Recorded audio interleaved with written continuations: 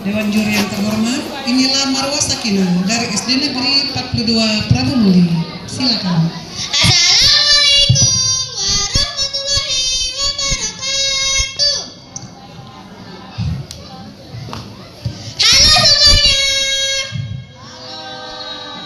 Di sini saya akan menceritakan kisah Bujang Landung yang ditulis oleh Bapak Rusli Priaji atau Mas Pri.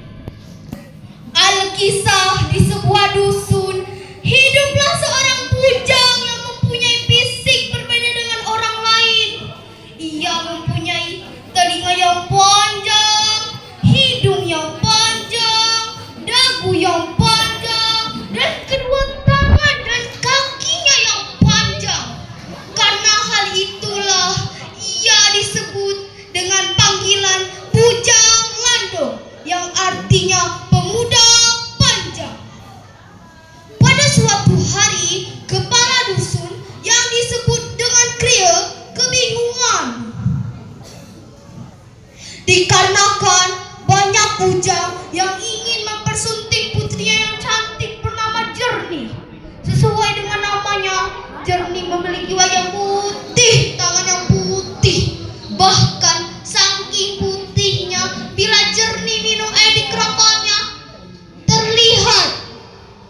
Karena banyak bujang yang ingin mempersunting putrinya yang cantik, maka sang Kria mengadakan sayembara yang isinya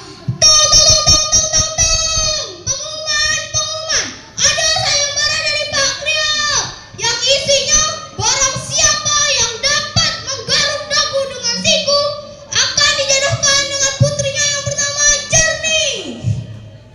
Dan tibalah waktu sayembara itu dimulai. Peserta pertama maju ke depan.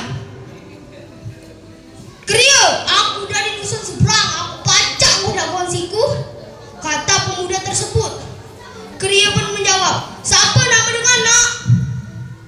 Namaku Dulu Kuncat, jawab pemuda itu. Kita adu Dulu Kuncat untuk mengalihkan kepacaannya. Dengan bersusah payah dan sekuat tenaganya, Dulu Kuncat mencoba menggaruk dagu dengan siku, tetapi gagal. Beratusan pemuda mencoba menggaruk dagu dengan siku, tidak ada satu pun yang mampu melakukannya. Bahkan ada yang berkata bahwa Kri berbuat curang, menggunakan kekuatan jin agar tidak ada yang dapat menggaruk dagu dengan siku. Wahai Kria, Pak Kri berbujang. Dalam sayembara ini, dek mungkin di atas sikutnya bujang-bujang yang pacaran dengan siku. Salah satu pemuda berteriak. Kria pun menjawab dengan tegas, aku ni kan Kria, di Kanada aku kan berbuat curang. Setelah memakan waktu 10 hari, tidak ada satu pun yang mampu melakukan. Bahkan Kria memutuskan untuk menutup sayembara. Namun ketika gong akan dipukul, terdengar suara kerumunan orang. Kaki dulu Kria, aku nak juga milu sayembara. Semua mata tertuju pada sumber suara. Mereka terkejut dan serentak menghina, karena yang berbicara itu adalah Bujang Landung yang mempunyai tampang yang jelek. Kemudian salah satu sesepuh Dewan Juri meminta pendapat sang Kria. Wahai Kria, apakah boleh Bujang Landung milu sayembara ini? Kria pun menjawab, kita harus berbuat adil, tidak boleh pilih kasih. Jika memang disanggup melakukannya, Bujang Landung kesinilah. Setelah berada di atas panggung, Bujang Landung disambut hinaan dan ejekan.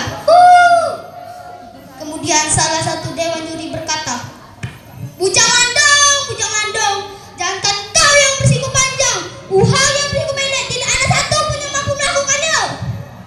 Bujang Landung tetap pada pendiriannya. Dia pun menggaruk dagu dengan siku dengan jari kirinya, menggaruk siku kanannya secara bersamaan. Semua orang kaget dan terkejut. Loh, mana Kria? Sahkan apa yang dilakukan Bujang Landung ini? Kria tampak kebingungan, karena apa yang dilakukan Bujang Landung itu telah di luar aturan. Namun setelah dianalisa, kalimat menggaruk dagu dengan siku dapat diterjemahkan menggaruk siku secara bersamaan. Apa yang dilakukan Bujang Landung itu benar dan dapat diterima dalam akal sehat.